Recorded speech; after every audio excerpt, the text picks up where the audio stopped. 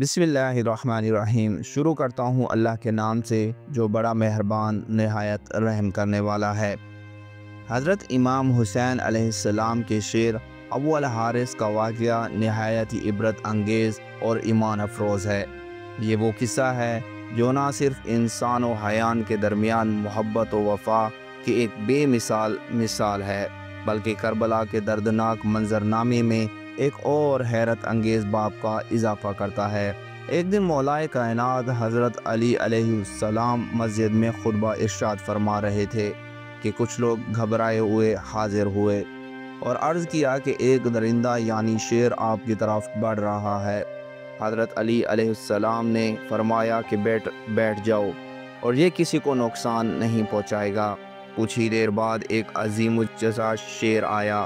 خاموشی سے حضرت علی علیہ السلام کے قدموں میں سر رکھ دیا اور سلام کیا۔ پھر پیچھے سے ایک شیرنی آئی اور حضرت علی علیہ السلام سے اپنی زبان میں عرض کی کہ مولا، یہ میرا بچہ ہے، اس کا باپ مر چکا ہے، میں چاہتی ہوں کہ یہ بچپن کے نازک ایام محفوظ طریقے سے گزار لے۔ حضرت علیہ السلام نے فرمایا کہ تم بے فکر ہو جاؤ، میں علی کہہ رہا ہوں کہ اسے یتیمی کا احساس نہ ہوگا، میں اسے اپنے اس بیٹے کے سپرد کروں گا جو یتیموں کی بہترین پرورش کرنا جانتا ہے۔ شیرنی نے پوچھا کہ مولا وہ کون ہے؟ حضرت علی علیہ السلام نے فرمایا کہ میرا بیٹا حسین۔ حضرت علی علیہ السلام نے امام حسین علیہ السلام کو بلایا اور فرمایا، بیٹا اس شیر کے بچے کو لے جاؤ اور اس کی پرورش کرو۔ امام حسین علیہ السلام نے اس ننھے شیر کے سر پر شفقت کا ہاتھ رکھا اور فرمایا، آج سے اس کا نام ابو الحارث ہے۔ یوں ابو الحارث امام حسین علیہ السلام کے پلنے لگا اور ان کے وفادار ساتھی بن گیا۔ وقت گزرتا گیا اور ابو الحارث جوان و توانا شیر بن گیا۔ کچھ لوگوں نے حضرت علی علیہ السلام سے عرض کیا کہ اب یہ شیر بڑا ہو چکا ہے، ہمیں خطرہ ہے کہ کہیں یہ کسی کو نقصان نہ پہنچائے۔ حضرت علی علیہ السلام نے امام حسین علیہ السلام سے فرمایا، بیٹا لوگ کہتے ہیں کہ ابو الحارث اب آزاد کر دیا جائے۔ امام حسین علیہ السلام کی آنکھوں میں آنسو آ گئے، مگر والد کے حکم کے آگے سر تسلیم خم کیا۔ امام حسین علیہ السلام نے کہا، بابا کل سے ابو الحارث آپ کو نظر نہیں آئے گا۔ رات کو تہجد کے وقت امام حسین علیہ السلام نے جب ابو الحارث کو اس کے معمول کے وقت پر خوراک دی تو ابو الحارث نے حیرانی سے پوچھا، مولا آج اتنی جلدی؟ امام حسین علیہ السلام نے سارا ماجرا سنایا۔ ابو الحارث نے وفا اور محبت سے کہا، مولا اگر جانا ہی ہے تو ایک وعدہ کریں، کبھی دوبارہ ملاقات ہو۔ امام حسین علیہ السلام نے فرمایا، سنو، 10 محرم الحرام 61 ہجری کو کربلا کے میدان میں ایک آواز تمہیں سنائی دے گی، اسی آواز پر چلے آنا، ملاقات ہو جائے گی۔ ابو الحارث نے کہا، مولا آواز کون دے گا؟ امام حسین علیہ السلام نے فرمایا، نہیں۔ پھر ابو الحارث نے کہا کہ کیا آپ کے بھائی عباس دیں گے؟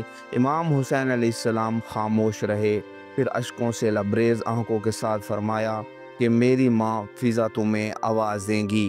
امام حسین علیہ السلام نے ابو الحارث کو ملک عراق کے نینوا کے جنگل کی طرف روانہ کیا اور فرمایا کہ وہاں کے جنگل کا بادشاہ مر چکا ہے، تم وہاں جاؤ اور بادشاہت سنبھالو۔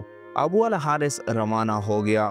وقت گزرتا گیا، یہاں تک کہ عاشوراء کا دن آن پہنچا جب امام حسین علیہ السلام شہید ہو چکے تھے اور دشمن یہ اعلان کر چکے تھے کہ لاش مبارک کو گھوڑوں کی ٹاپوں سے پامال کیا جائے۔ اس اعلان سے خیمہ حسینی میں کوہرام مچ گیا۔ بی بی فضا حضرت زینب سلام اللہ علیہ کے پاس آئیں اور عرض کیا کہ مولا اگر اجازت ہو تو میں ایک ایسے وفادار شیر کو بلاؤں جو ہمارے آقا کی لاشا کو محفوظ رکھ سکے۔ حضرت زینب سلام اللہ علیہ نے اجازت دی۔ بی بی فضا نینوا کی جنگل کی طرف روانہ ہوئی اور ابو الحارث کو پکارا۔ ابو الحارث جو کئی برس سے امام حسین علیہ السلام کی محبت میں پل رہا تھا، فوراً بی بی فضا کی آواز پر دوڑا چلا آیا۔ بی بی فضا نے ساری صورتحال سے آگاہ کیا کہ دشمن لاشا امام حسین علیہ السلام کو پامال کرنا چاہتے ہیں۔ ابو الحارث فوراً بی بی فضا کے ہمراہ مقتل کی طرف روانہ ہوا۔ روایات میں آتا ہے کہ ابو الحارث نے آتے ہی لاش مبارک کے پاس بیٹھ کر اپنی پیشانی امام حسین علیہ السلام کے خون میں رنگ لی اس کے بعد وہ لاش مبارک کی حفاظت پر مامور ہو گیا۔ جیسے ہی عمر بن سعد کے فوجی گھوڑوں سمیت پامالی کے لیے آگے بڑھے تو ان کے گھوڑے آگے بڑھنے سے انکار کرنے لگے، بے قابو ہو کر پیچھے ہٹ گئے۔ کسی کی ہمت نہ ہو کہ لاش کے قریب جا سکے۔ یہ منظر عمر بن سعد تک پہنچا تو اس نے سختی سے کہا کہ یہ واقعہ کسی کو نہ بتانا، یہ فتنہ ہے۔ یوں ابو الحارث کی وفاداری نے امام حسین علیہ السلام کے جسم اطہر کو پامال ہونے سے بچا لیا۔ تاریخ کربلا میں آج بھی وہ مقام موجود ہے جہاں بی بی فضہ نے ابو الحارث کو آواز دی تھی، اور جہاں ایک شیر نے وفا اور محبت کی وہ مثال قائم کی جو رہتی دنیا تک یاد رکھی جائے گی۔